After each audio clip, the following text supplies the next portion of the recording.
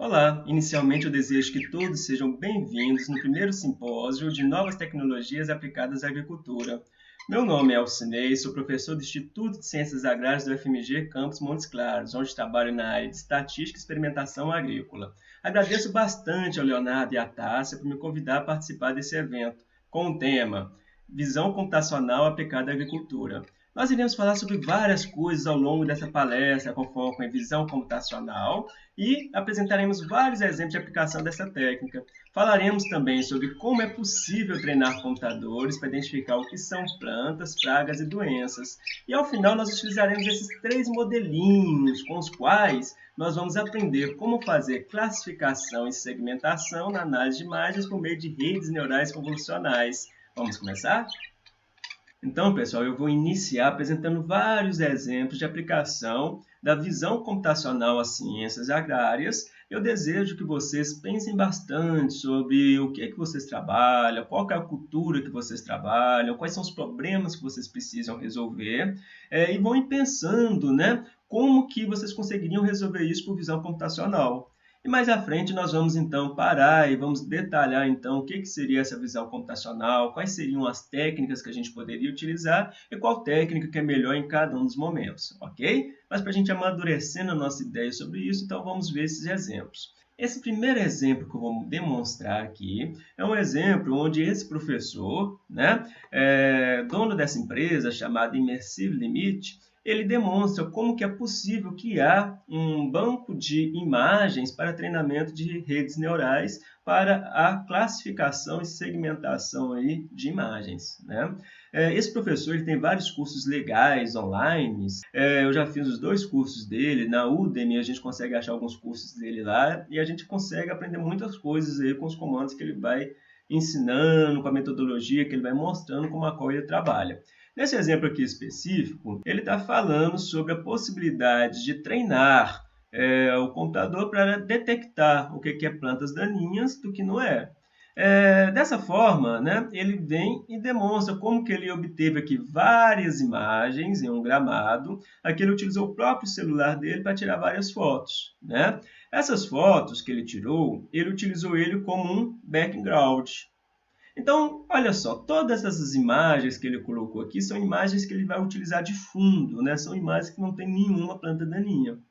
E depois o que ele fez? Ele pegou várias fotos só das plantas daninhas, de forma que ele conseguiu chegar aqui em várias fotos aqui apenas de plantas daninhas, né? Ele isolou o que seria essa planta do fundo. E o que ele fez? Ele sobrepôs essas imagens em diferentes tamanhos, com diferentes brilhos, com diferentes rotações, daquelas imagens iniciais que ele tirou como fundo.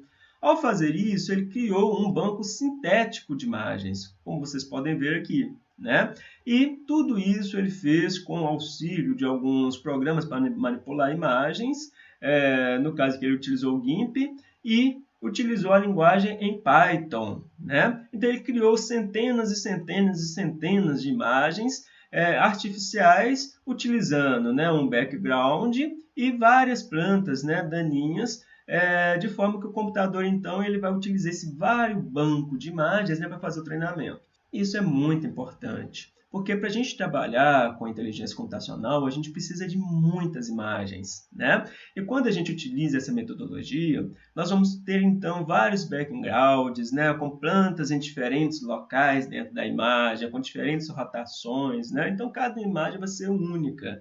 E aí a gente consegue, então, com poucas fotos, né, com um trabalho pouco de campo, a gente obter um grande número de imagens, né, que pode ser utilizado para o treinamento das redes neurais. Então, esse daqui é um curso muito legal, né? Depois vocês procuram lá no Udemy, vale muito a pena fazer. E ele vem demonstrando aqui, então, como que ele conseguiu, né, treinar o computador e chegar aqui nesse resultado, onde, por análise de imagens, né, é possível detectar o que é plantas daninhas aqui no meio do gramado. E aí vocês podem perguntar, Alcinei, mas por que isso é legal do ponto de vista prático, né? Como que a gente poderia utilizar essa tecnologia? Tem vários vídeos na internet, né, que demonstram esse tipo de aplicação. Vamos dar uma olhadinha aqui nesse vídeo, onde a gente está mostrando, né, como que é feito o controle de plantas daninhas, né, atualmente. como que algumas fazendas, né, que trabalham com plantios orgânicos, eles fazem a capina, né, fazem a limpeza, o controle de plantas daninhas. E aqui a gente consegue ver uma forma como a qual ele demonstra, né, como sendo uma forma ótima da gente trabalhar. Aqui ele está matando as plantas daninhas com calor, né? Ele incinera o que seriam essas plantas daninhas. E tudo isso por meio da visão computacional. Então ele tem aqui um maquinário, né? Esse maquinário ele tem um lança-chamas, vamos dizer assim, né? E além disso tem uma câmera. E essa câmera consegue então detectar o que é planta daninha do que não é, utilizando um raciocínio muito próximo do que nós poderíamos aprender com aquele curso anterior, né? Que eu acabei de mostrar aqui para vocês anteriormente. Então, o que acontece? A câmera ela vai pegando a imagem, né? E essa imagem ela vai segmentando em relação ao que é fundo, o que é planta, o que é planta daninha, né? E também sobre o foco de onde que vai ser aplicado essa chama, né? Para matar essa planta daninha. Uma outra possibilidade também para o controle de plantas daninhas, a gente consegue ver de forma experimental nesse vídeo, né? Onde ele utiliza ou uma enxadinha, como vocês viram ali, ou aqui, né, um herbicida, onde ele consegue colocar esse herbicida em cima das plantas, tudo isso daí também pela visão computacional, ou até mesmo pingar os herbicidas, né, apenas em cima das plantas daninhas. Pensando aqui em uma outra possibilidade, veja só, nós poderíamos treinar, né, o computador para reconhecer o que é um fruto maduro, o que é um fruto verde. E por que não, então, a partir do momento que nós treinamos o nosso computador, nós não criarmos sistemas aí, né, sistemas robóticos para fazer a colheita apenas dos frutos maduros. Imagina que legal! E vocês podem me perguntar, Alcinei, então você acha que isso é o futuro? Isso não é o futuro, pessoal. Isso daqui é o presente. Isso é o que a gente já tem de maquinário hoje, o que a gente já tem aí funcionando. E a gente poderia fazer várias coisas, né? Veja aqui robôs, né, que conseguem trabalhar aí com plantas, né? Fazer colheitas, conduzir sistemas aí de hidroponia de uma forma totalmente mecanizada. Tudo isso com o artifício da visão computacional. E a partir do momento que nós temos uma imagem, a gente pode utilizar diferentes técnicas de visão computacional. Algumas técnicas possibilitam a classificação. Nós podemos dar uma imagem e o computador falar para a gente o que tem nessa imagem, né? Se essa imagem é um gato, se é um cachorro. Tem outras técnicas que ela pode, além de classificar, demonstrar a sua localização, né, por meio de uma caixa, algo que a gente chama de bound box. E a gente pode também fazer com que o computador ele consiga detectar diferentes objetos dentro de uma imagem. Detectar o que é um cachorro, o que é um gato, aqui no caso o que é um pato. E a gente pode também utilizar técnicas que possibilitem a segmentação. A segmentação ela é muito legal, porque dentro da imagem ela consegue para a gente selecionar aquilo que é um cachorro, do que é um gato, do que é um pato. E pensa só do ponto de vista prático.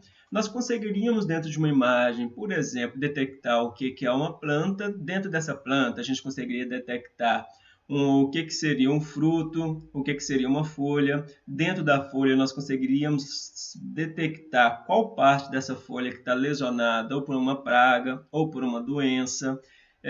Então, tudo que a gente trabalha com a imagem, a gente pode categorizar nessas situações. Classificação, detecção e segmentação. Algo muito importante nesse momento é a gente entender o que é uma imagem. Nós temos aqui uma imagem com um tomateiro, né, com frutos de tomate. E o que seria essa imagem? Essa imagem ela nada mais é do que um tanto de quadradozinhos pequenininhos. Cada um desses quadrinhos, né, compõe essa imagem.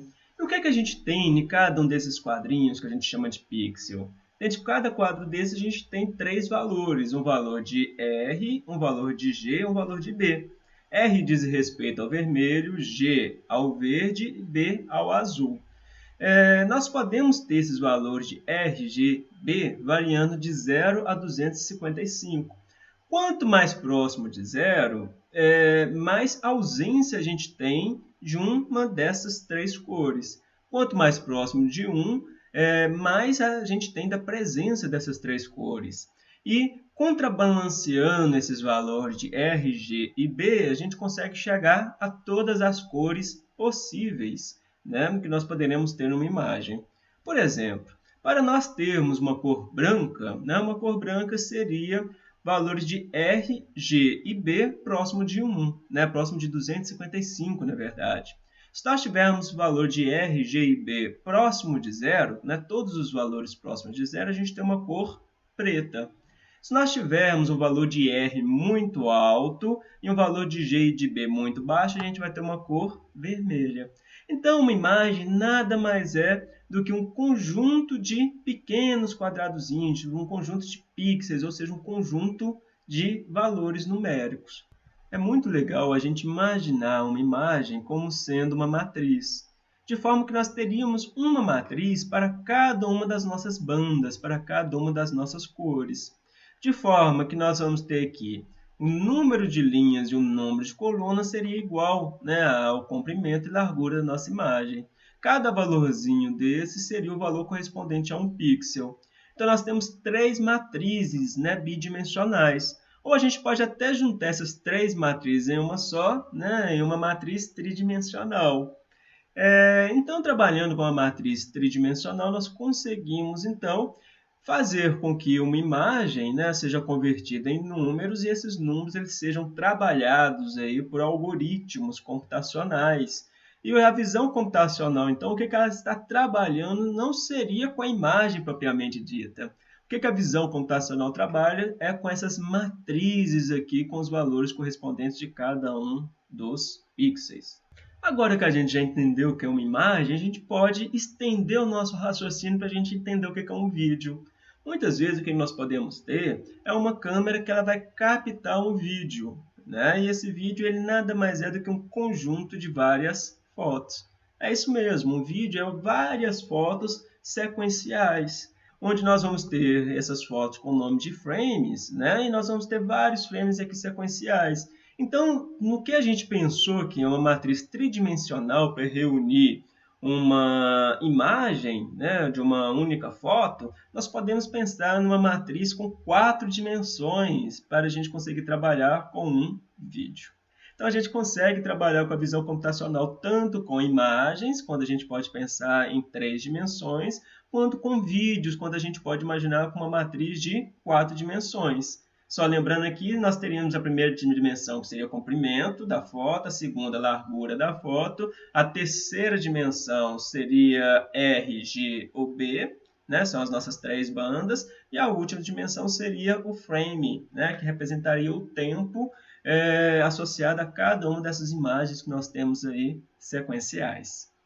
Para a gente falar um pouquinho sobre imagens, segmentação, eu vou começar mostrando o meu canal. Eu tenho um canal no YouTube chamado Alcinei Azevedo Dicas e Aulas, onde eu posto várias coisas, sociais, estatística experimental e também a visão computacional, que é o nosso objetivo aqui nessa apresentação.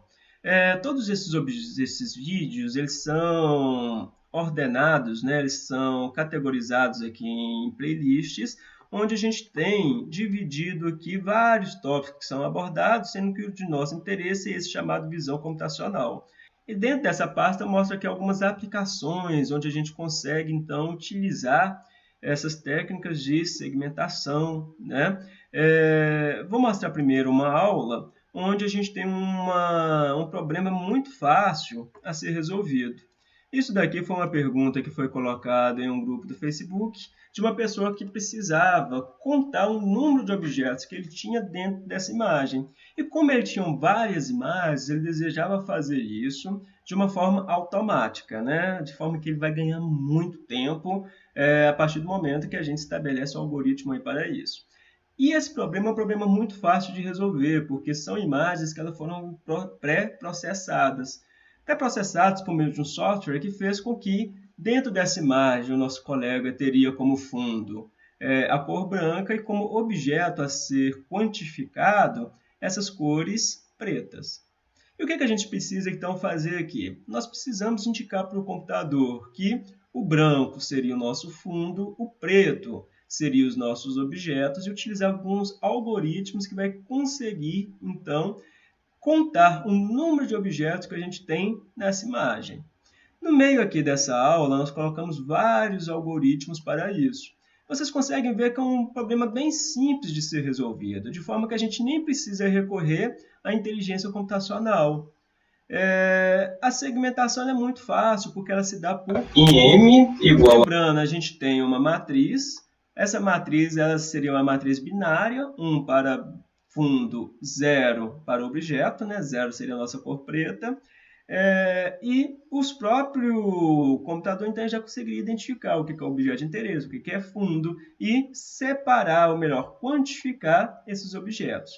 Quem tiver interesse, assista essa aula, que vocês vão ver como que a partir de poucos comandos a gente consegue chegar em informações sobre o número de objetos que a gente tem nessa imagem e várias informações sobre elas, como a área, o perímetro, o maior comprimento, né, desses objetos. E, a partir disso, é muito possível, então, a gente automatizar a contagem de objetos dentro de uma imagem. Trazendo isso para o ponto de vista prático, vocês podem imaginar de várias situações que isso poderia ser utilizado.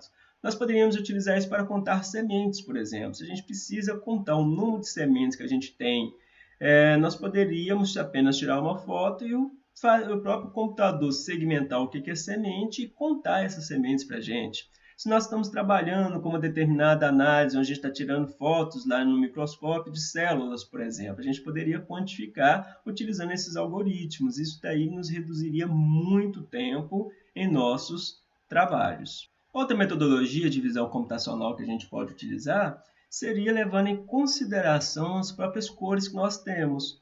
Nessa aula aqui, nós demonstramos como que a gente conseguiria trabalhar uma situação onde nosso objetivo é segmentar o que é folhas, aqui no caso são folhas de acerola, do que não é folha, ou seja, do fundo e desse outro objeto que eu utilizei como referência para nós estimarmos a área. Então, nosso objetivo aqui resume em segmentar folha por folha, saber qual que é a área que a gente tem em cada uma das folhas de forma automática. Para essa segmentação aqui, nós consideramos alguns passos, né? O primeiro passo é construir uma paleta de cores com todos os tons de verde que a gente tem. Outra paleta de cores com todos os tons de vermelhos que a gente tem, desse objeto de referência, e uma outra escala de cores que seria com os brancos e correspondente aqui ao fundo. E aqui estão essas paletas de cores. Vocês podem ver que utilizando um software eu consegui pegar diferentes tons de branco que a gente tem aqui no fundo, diferentes tons de verde que a gente tem aqui nas folhas e consegui também destacar toda a nossa imagem aqui que corresponde ao nosso objeto de interesse. O que eu vou fazer? Eu vou utilizar algumas metodologias para o R, né, o software R, importar essas paletas de cores, tanto quanto essas imagens, e por meio do valor que nós temos em cada um dos nossos pixels, identificar, olha, aquilo que se caracteriza como branco, né, que se caracteriza como essas graduações de cores ao fundo. Ou o que os pixels, né, que tem os valores de R, G e B correspondentes a esses tons de verde, é a folha. E aqueles que têm, né, os tons de RGB correspondentes a esse vermelho, seria a nossa imagem de referência. De forma que, ao final da nossa aula, nós conseguimos demonstrar o que seria cada uma dessas folhas, nós conseguimos colocar qual que é a área que a gente tem em cada uma dessas folhas, e isso daqui a gente conseguiria resolver vários problemas, né? Que do ponto de vista prático são necessários aí para a gente. Embora essas aplicações aqui sejam aplicações bem simplórias, o mesmo raciocínio ele pode ser expandido aí para várias outras situações. Nesse caso aqui nós utilizamos o modelo linear generalizado, já que é um caso bem simples para a gente fazer essa segmentação, né? Ou seja, separar o que é folha, o que é fundo, o que não é. Em uma outra aula, a gente utilizou uma técnica de redes neurais artificiais, utilizamos redes NLP. Da mesma forma, nós mostramos vários comandos aí, de forma que a gente consegue utilizar redes neurais artificiais para fazer essa segmentação e no final nos dá essa mesma informação aqui de área foliar. Nesse caso aqui, a gente tem um outro exemplo de uma aplicação bem legal. Imagina uma situação onde nós temos uma planta que está lesionada por uma determinada doença. Aqui, por exemplo, nós temos uma hack, né, que é uma palma. Dentro dessa palma, o que nós temos na imagem? A gente tem o fundo, aqui tem um fundo branco, temos o que seria palma e teríamos essas bolinhas, né, nessa cor amarelada, que seria o que é conchonilha. Conchonilha é um dos principais problemas que a gente tem na cultura da palma.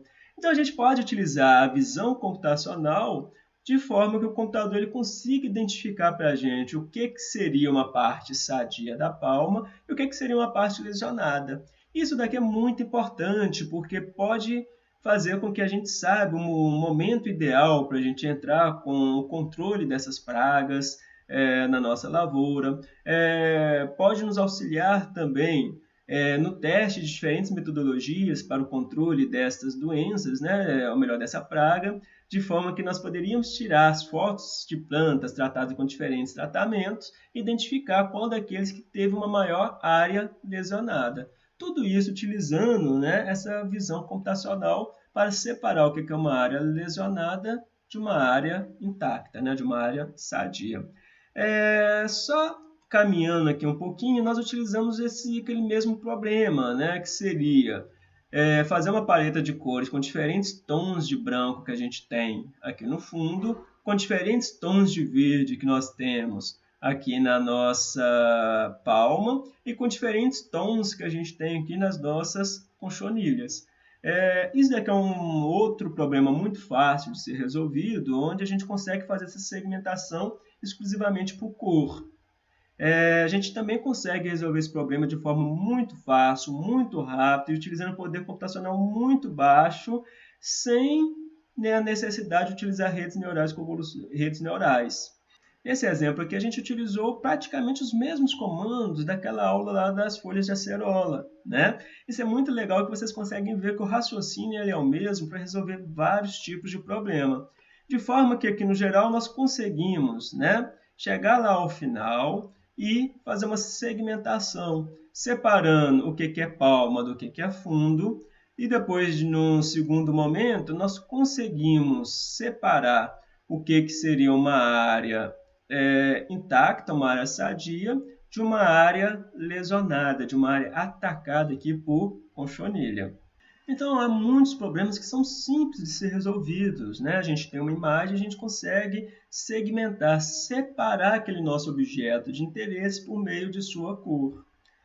Isso acontece em algumas situações, em outras a gente não tem um background, né? Ou seja, a gente não tem um fundo muito bem definido que nos possibilite esse tipo de coisa. Então, o que a gente teria que fazer nessas situações? A gente deveria utilizar ferramentas um pouco mais complexas, né, cuja segmentação não é feita exclusivamente por meio da cor, mas sim por meio de cor, textura, formato.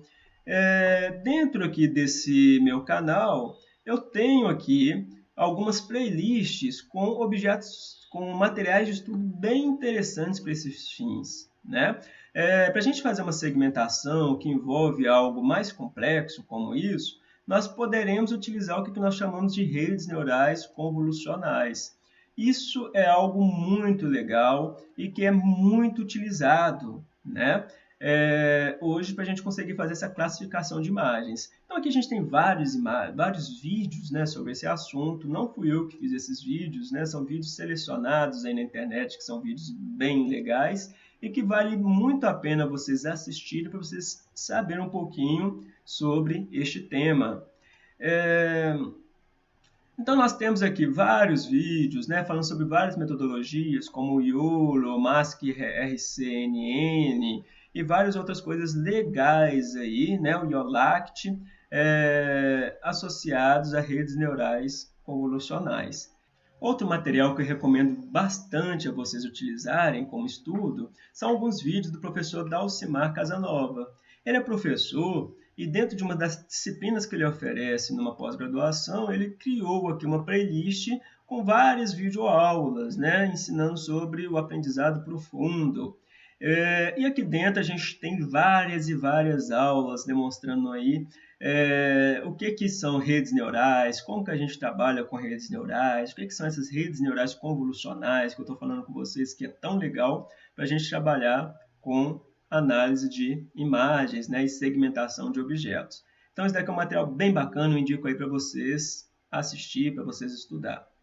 Só relembrando aqui algumas coisas que nós já falamos, nós falamos que em algumas situações a gente pode trabalhar com uma análise, né, cuja nossa imagem ela é binária, onde é muito fácil, então, a gente visualizar o que é fundo e o que não é. A gente poderia chegar numa imagem dessa por meio de um limiar, algo que a gente chama de threshold. Por exemplo, se nós tivermos uma imagem, trabalhar com a escala de cinzas, e o nosso fundo ele é muito claro e o objeto que a gente está trabalhando ele é muito escuro, a gente poderia utilizar um limiar. Queria fazer com que valores que denotam pixels mais claros seria substituído pela cor 1, pelo número 1, né? Ou 255, que seria esse tom mais claro, e valores abaixo desse limiar, que seria o nosso objeto, seriam classificados como sendo os nossos objetos de interesses, né? Que aqui no caso seriam essas bolinhas. Então, a gente pode estabelecer um limiar, onde a gente vai testando aquele que é melhor, para separar os nossos objetos de interesse do fundo. A gente também conseguiria chegar numa imagem binarizada dessa, obtendo esse limiar utilizando o método de Otsu, né? O método de Otsu ele vê um ponto, um valor, né, de limiar que difere dentro de um histograma duas classes de cores. Outra possibilidade também é a gente trabalhar com alguns métodos multivariados, como por exemplo o método de caminhos. Nós poderíamos colocar lá que nós temos dois objetos dentro da imagem e ele classificar pixel por pixel, separando ele em dois grupos. Então essa era uma possibilidade também para a gente trabalhar e chegar nessas imagens binárias. Nós falamos também que existem outros casos que não são tão simples assim, né? Onde a gente precisa fazer uma escala de cores. Eu poderia ter uma escala de cores para o fundo, uma escala de cores que a gente poderia ter aqui no caso da palma sadia, e uma escala de cores aqui na conchonilha. E aí a gente treinar, né? Ou as redes neurais, ou utilizar algum modelo linear generalizado para identificar que os pixels que têm determinados tons de branco seria o fundo, que teria determinados tons de verde seria a palma, e que tem determinados tons, né, que no caso de marrom seria, por exemplo, aqui a conchonilha. Existem outros casos ainda que a gente já não consegue mais fazer essa classificação, essa segmentação por cor, né? Um caso como esse daqui, a gente precisaria de algo muito mais, né? Muito além disso, para a gente conseguir fazer uma classificação, para a gente conseguir também fazer uma segmentação. Nós precisaríamos considerar cor, a textura que a gente tem nessa imagem, tanto quanto formatos, né? Situação na qual a gente tem de recorrer a ferramentas mais complexas, como redes neurais convolucionais. Logo no início da nossa apresentação, eu coloquei um videozinho aqui, onde eu fiz a segmentação, treinando o computador a identificar quem é a minha calopsita, da Cobloblo, quem é a periquita chamada Fifi, quem é o periquito chamado Quitinho. Eu quis trazer esse exemplo por ser um exemplo bem simples, algo bem caseiro, né? Para vocês verem que é algo bem simples de ser feito. A primeira coisa que eu fiz foi tirar foto de cada um desses bichinhos. Então eu tirei uma foto aqui, né, do Blublu em diferentes posições. Depois eu vim aqui e tirei outras fotos, né, da Fifi. Depois vim e tirei várias outras fotos aqui do Quitinho. Vocês podem observar que nessas fotos eu sempre tentei tirar com o fundo mais padronizado possível, que isso daqui vai nos ajudar no passo posterior.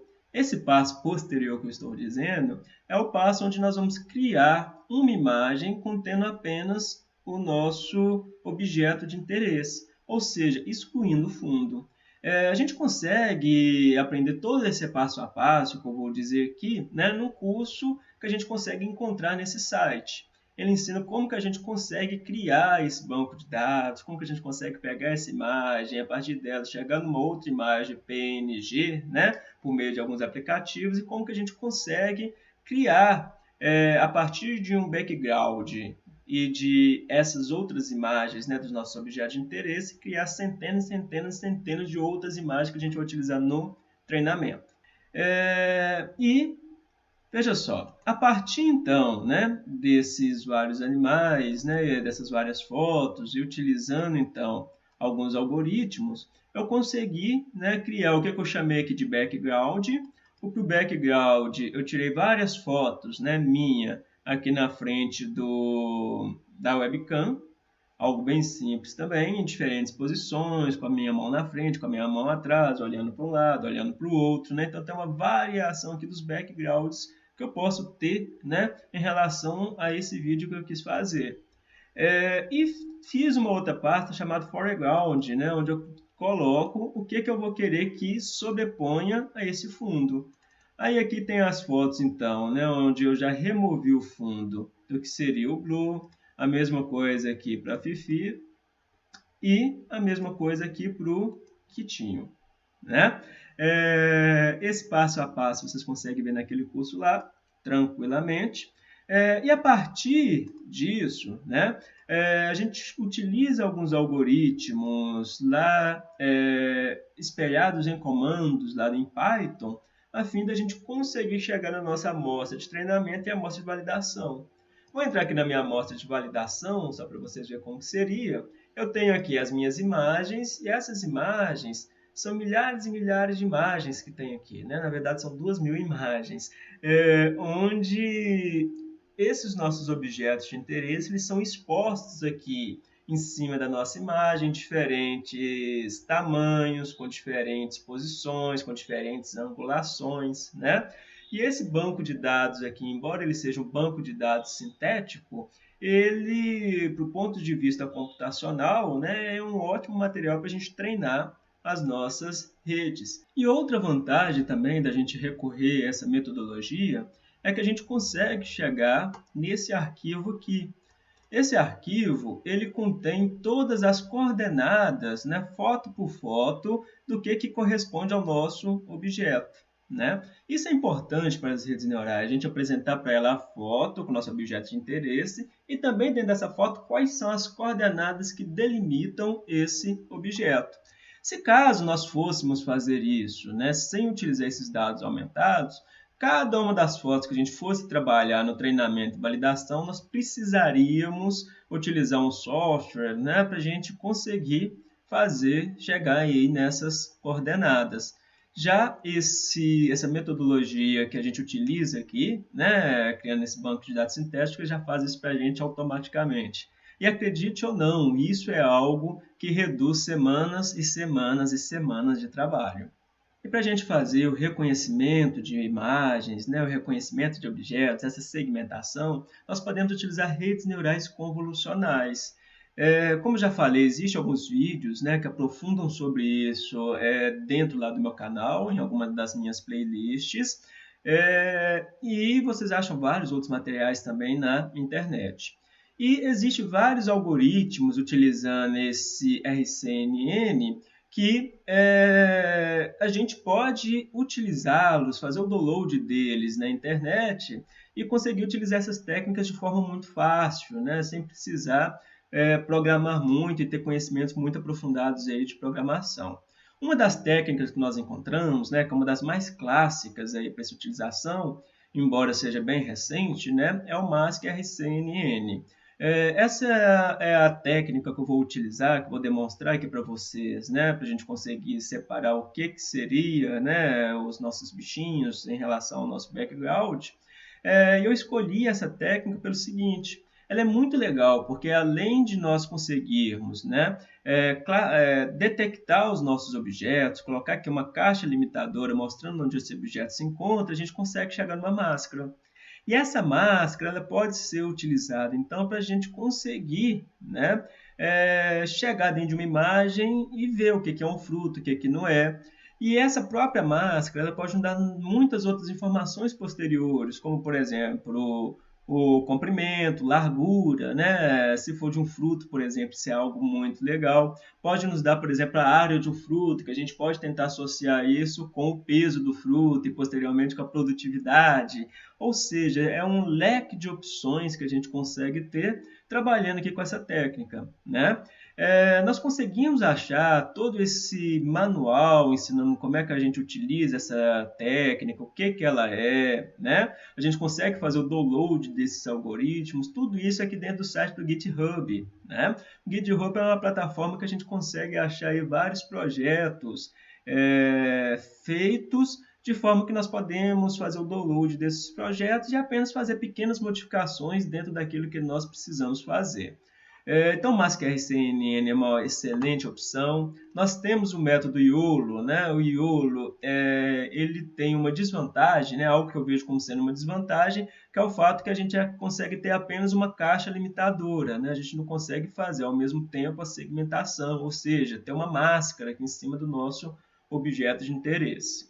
Esse YOLO a gente encontra em diferentes versões, né? YOLO versão 1, versão 2, né? Aqui é o YOLO versão 3. De forma que torna totalmente possível a gente fazer essa detecção, né, de diferentes objetos. Existe uma outra técnica também bem recente que é o YOLACT. YOLACT é a próxima técnica que eu vou aprender a utilizar, né, com maior profundidade, né? Inicialmente estou utilizando mais o MaskRCNN. Mas o YOLACT ele é algo bem mais atual, né? E ele se caracteriza por ser bem mais rápido para a gente conseguir trabalhar. E dependendo do poder computacional da nossa máquina, né, a gente consegue trabalhar em vídeos em tempo real, né? Então, isso daqui que faz o YOLACT ser tão bacana. Tudo isso, né, como já falei, está disponível aqui no GitHub, falando como que é feita a instalação, né? Os arquivos que a gente precisa fazer o download. Só mostrando aqui algumas coisas bem básicas, pessoal, que é muito importante. Tanto o MaskRCNN como também o YOLACT, né?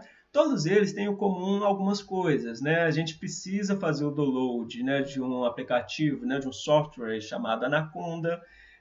Esse Anaconda, né, tem por trás dele o Python. Então, toda essa linguagem aqui, né, ela considera o Python.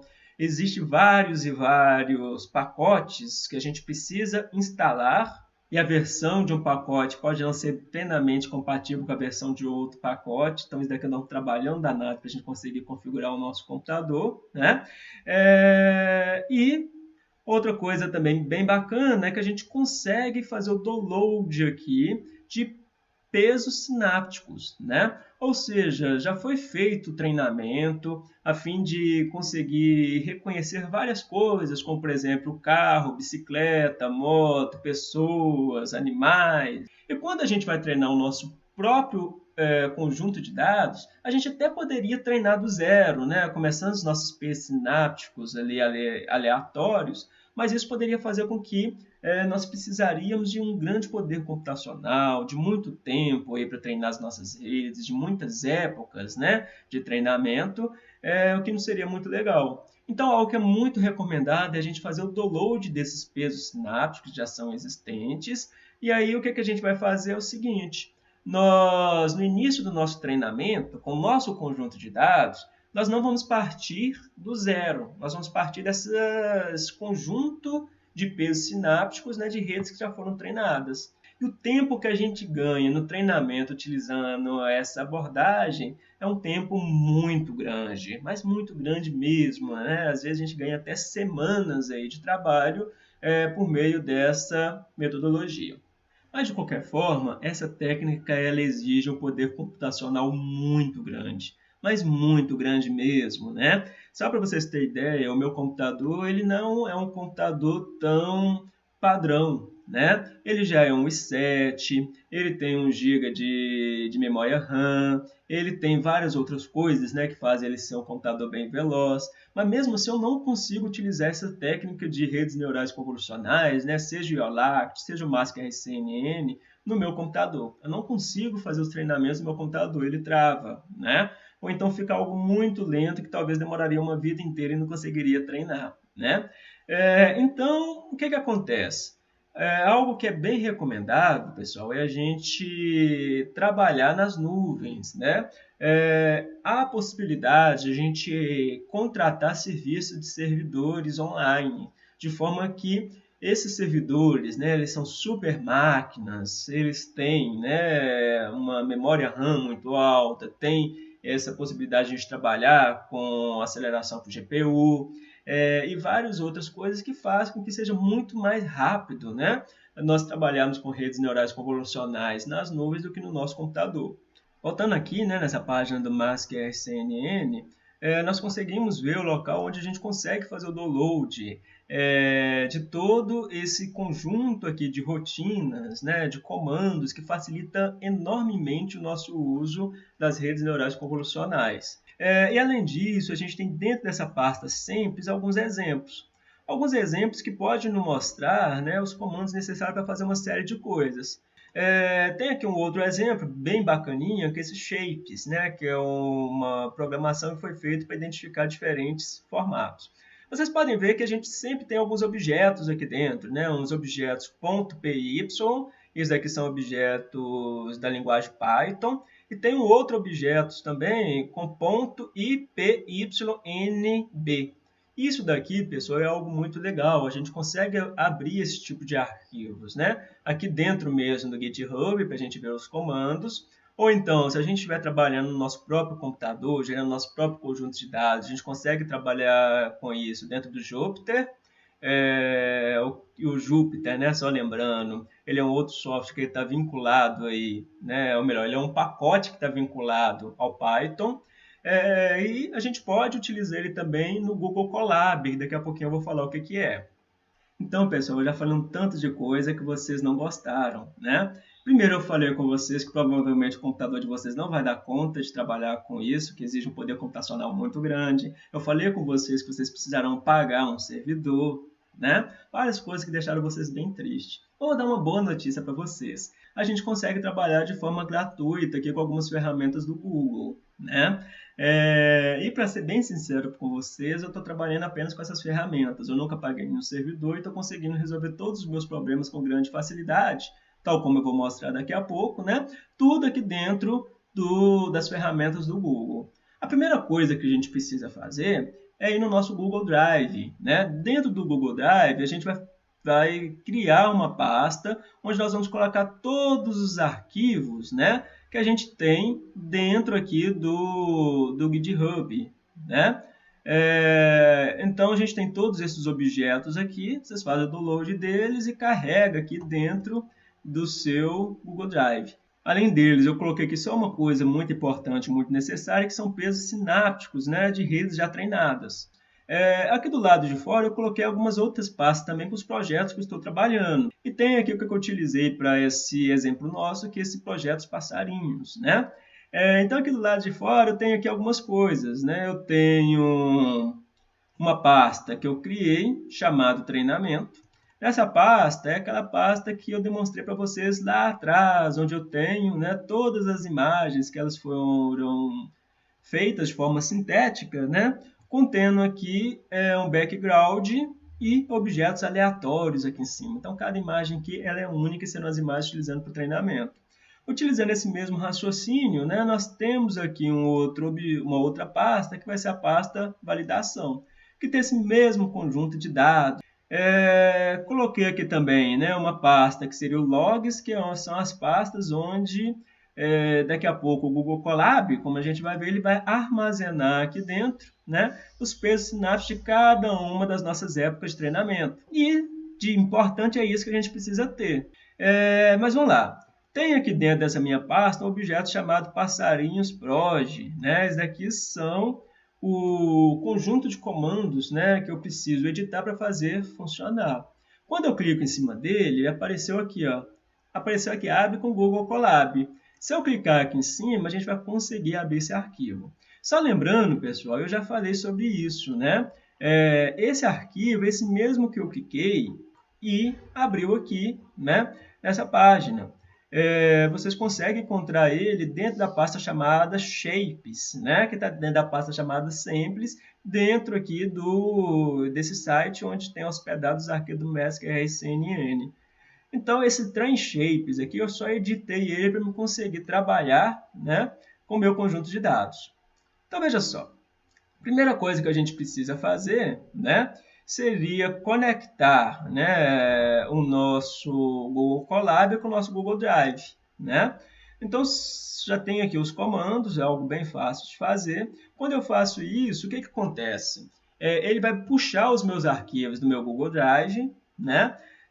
E tudo que for salvo, os pesos sinápticos aqui, vai ser salvo no meu Google Drive. Né? Então, eu consigo trabalhar integrando essas duas plataformas, o Google Colab e o Google Drive. Tudo isso, só relembrando, né, a gente consegue fazer de forma gratuita. Né? Então, veja só, eu colo aqui o endereço, né, uma autorização para mim abrir minha pasta, e o meu Google Colab ele vai estar funcionando de forma integrada com o meu Google Drive. Depois disso, nós vamos instalar, né, alguns aplicativos aqui dentro do Google Colab. Isso daqui é tudo dentro do nosso ambiente, né, que está aí nas nuvens. Então, veja só, pessoal, eu nem preciso saber muito de programação para me utilizar isso, né? Todos os comandos já foram feitos por outras pessoas, né? Só eu clicar nos plays, vai instalando tudo que nem deveria instalar.